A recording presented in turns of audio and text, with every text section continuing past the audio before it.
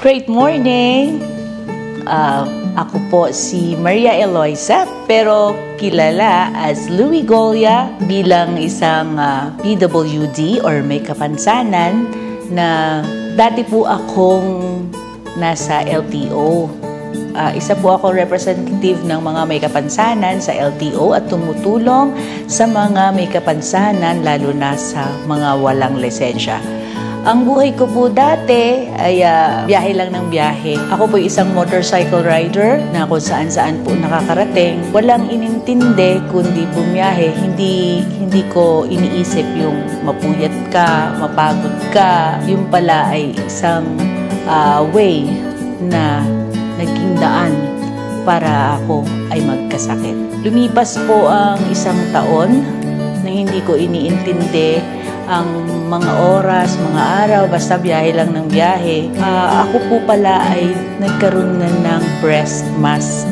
Nalaman lang po ito ng isang insidente na ako po'y nadula sa sahig na may tubig. Hindi inaasahan dahil ako po'y isang may kapansanan na-slide ako. At tumama po ang aking left breast na nag-result ng isang breast mass.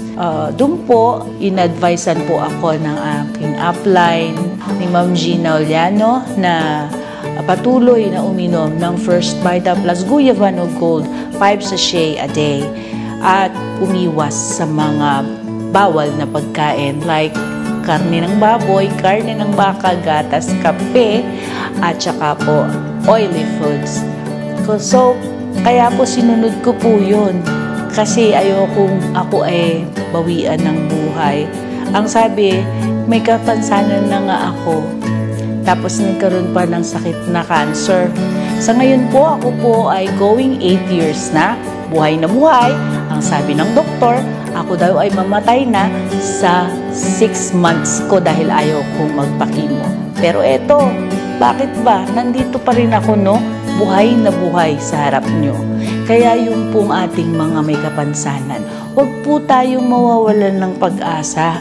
Kasi po, habang may buhay, may pag-asa. Nang ako po'y bata pa, ako daw po ay nagkasakit ng poliomyelitis. At pagkatapos, after siguro mga 23 years, na-disgrasya naman po ako sa motor, na hit and run po ako ng lasing na driver. Nakaranas din po ako ng discrimination sa school muna, nang ako'y nag-college. Hindi, di ba, gusto ko maging nurse. Pero dahil may kapansanan daw ako, hindi ka pwedeng maging nurse. Kasi bawal, nasa leg yung disability mo. Nang ako naman ay naghahanap ng trabaho, laging tatawagan na lang kita. Kasi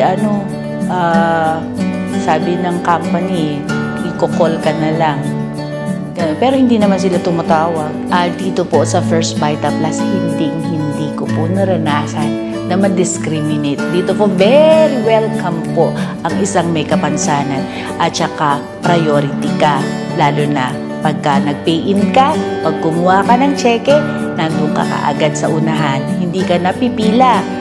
Pagkatapos, yung pagbigay sa'yo ng power pack, mabilis din ibinibigay. At very, very welcome pati ang mga gwardya, ang mga staff, talagang very accommodating sila. Tungkol po sa mga may kapansanan na tulad ko, panindigan natin at panghawakan natin na hindi natutulog ang Panginoong Diyos. Na kahit tayo may kapansanan, kahit ikaw may kapansanan, nakikita niya ang tunay mong pangangailangan.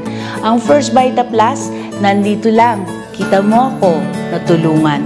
Bakit ikaw, matutulungan ka rin ng First Vita Plus? Ay hindi hadlang ang kapansanan para ikaw ay umahon sa buhay. Maraming pong salamat. Great morning and have a blessed day.